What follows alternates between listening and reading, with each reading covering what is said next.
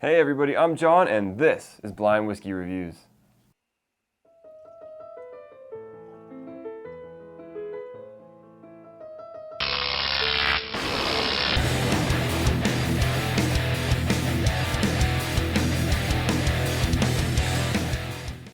Hey everybody, and thank you so much for joining me here today on Blind Whiskey Reviews, the most honest reviews on YouTube. As always, if you haven't already, don't forget to hit that subscribe button down below so you know every time I'm putting out a new review and every time I'm dropping a new live stream. I've got a couple cool guests coming on the channel for live streams soon, so if you want to know when those are coming on, make sure you hit the subscribe button down below. Today, what we're doing for the second time, Baker's 107 7-year Kentucky straight bourbon whiskey. And if you're wondering why there's two bottles on the table, it's because this is not the first time I've reviewed this whiskey. I reviewed this whiskey, I don't know, 4 or 5 months ago, and this particular bottle was terrible. And if you hadn't seen that review and you want to check it out, I'll link it up here. But the bottle was terrible. It was pretty clear, and in the review I said that something was wrong with the whiskey. It wasn't that Baker's is bad, this particular bottle was bad. And so I wanted to make sure I did this review for you guys again so that you guys know what the real deal on Baker's is. And I wanted to give a couple of shout outs. The first shout I wanted to give is to Fred Smith, who commented on my video and kind of suggested that I contact Jim Beam and Baker's to let them know what had happened and see what they had to say about it. So I did do that. I reached out to Jim Beam, sent him an email, went back and forth with them a little bit, gave them all the information they asked for off the bottle, and they told me that this bottle was over 5 years old, that it was past its shelf life, and that they would be happy to refund my money for it. So big props to Jim Beam for being such a big company and doing things like that. It's always good to see that people stand behind their products, and when their products aren't right, they take care of the customers who are buying them. So I will always stand behind a company that's willing to do that. So big thumbs up for Jim Beam. If you guys have had a similar experience, I would love to hear about it down below, because I love to hear about companies that are willing to stand behind their product and take care of their customers. So anyways, without further ado, let's jump back in time and get to the review.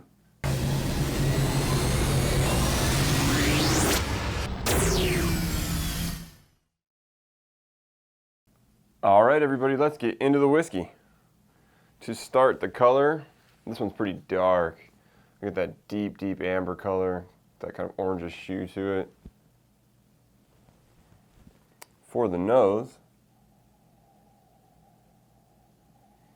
we got some big cinnamon, big brown sugar, big cherry. There's a lot of flavors here. This one's very bold. Getting a touch of a burn on the nose.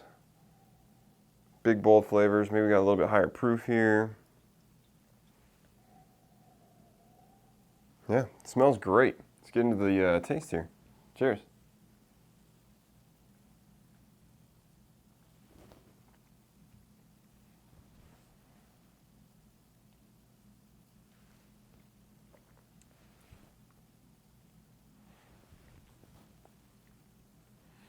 On the palate, a bit more of the same. Your first hit with like that kind of brown sugar character on the front. As it goes over the tongue, you get a little bit of a burn. I'll have to give it another taste before I start guessing at proofs, but get a decent amount of a burn in the back of the mouth. A little bit of a woody character. Not really bitterness at this point, but let me give it another sip.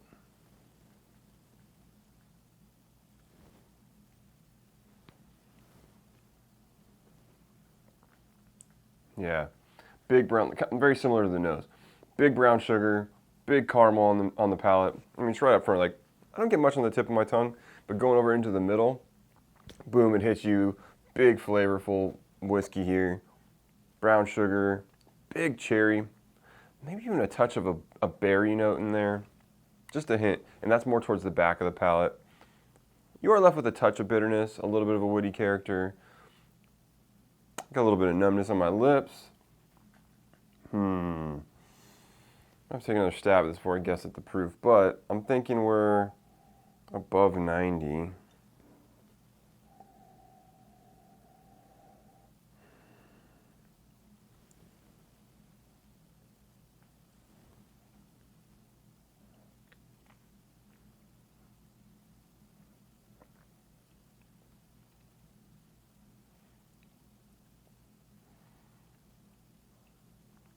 Yeah, I'm feeling like proof-wise we're maybe in that 95 to 100 range. Whatever this is doesn't feel incredibly old, so I don't think it's got a lot of age on it that I can tell. You don't get a lot of, just like I said, the slightest touch of a woody note in the back, but not very much. And it's relatively smooth, so I'm not getting harsh, bitey edges on it, but it definitely doesn't feel young, and it definitely doesn't feel old. So I'm thinking we're in that mid-range, that 6-year-old, 7-year-old, if it's maybe somewhere in that ballpark, if it does have an age statement. So it's good stuff so far.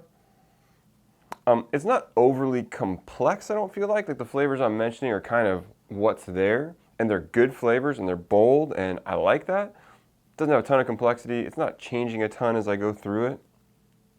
Give it one more sip just to verify that.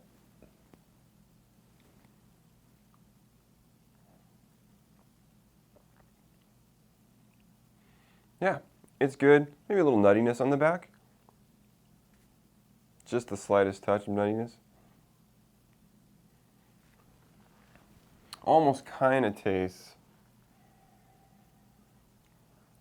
like that Jim Beam nuttiness to a degree. But anyways, it's good whiskey, and let's add a couple drops of water and see where that takes us.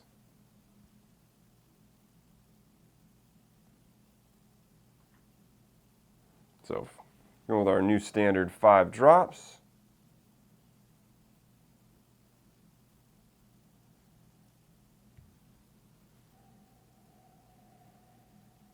Definitely feel like the water dialed the nose back a lot. It's not as bold as it was.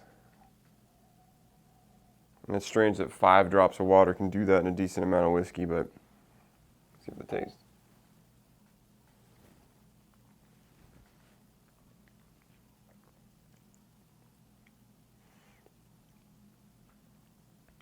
Yeah, dialed back the flavor a touch. Brought out a touch more of the fruity characters. Didn't change it a ton, but I wouldn't be adding water to it for me. Anyways, as a rating, I really like this one. I think it's very solid, very flavorful, bold. Like I said, if my only knock on it would be, from saying it's not like the top of the food chain on the whiskey line, is that it's not super complex. Like I said, there's a lot of big, bold flavors, but there seems like there's just those big, bold flavors, and there's not a lot hiding under there to kind of try to find and look for while you're drinking this whiskey. So, yeah, I'm going to give this one, it's a very solid whiskey, very good. I'm going to say it's an 85, like right in the middle of the 80s. I think it's very good, very drinkable. I could sit there with this and have no problem drinking it. So let's see what we've got. This is, oh, we got back to it. This is Baker's. So we'll talk about Baker's. I'll probably have already talked about at the beginning of the video. So we'll see how that works out for us. But let me go grab that bottle and we'll come back. All right, we just finished our review of Baker's. This is a Kentucky straight bourbon whiskey bottled at 107 proof, which is 53.5% alcohol by volume, and it does still have a 7-year age statement on it. And as I mentioned at the beginning of the video, I'd already reviewed this whiskey before. As you saw in the review, I very much enjoyed it, so confirmed that this guy was a bad bottle. And when I contacted Jim Beam and they got back to me, they did tell me that this bottle was in excess of 5 years old. They didn't tell me a specific date. I gave them all the codes and everything on it, but they said based on the coating, the silver ring that it had on it, this bottle is in excess of 5 years old. And I'm wondering if it's even longer. So it says just past its date. I think they said 5 years is typically the amount of time that a whiskey should spend on the shelf, and after that, there's a potential for it getting over oxidized or things going wrong. So it just goes to say, if you try a whiskey and it doesn't taste right, it may not just be the whiskey. It may be the whiskey's old. It may be the way it was stored. So these things happen. So don't judge a whiskey based on one taste of a bottle that may not be the best. I gave it a second chance, and that second chance was worth it. Because as you saw in the review, I really enjoyed the whiskey. Baker's is really good. It's bold, it's flavorful, and it's smooth. It doesn't come across as 107 proof. Like I think I said it was 95, maybe 95 to 100. I don't remember what I ended up at, but definitely drinks at a lower proof, at least perception that it does, but it has all the bold flavors of a higher proof whiskey, which is awesome. I think I pegged the age statement. It's a 7-year-old, and I think I said it was 6 to 7 years old in that mid-range. So it definitely comes across at the age that it is.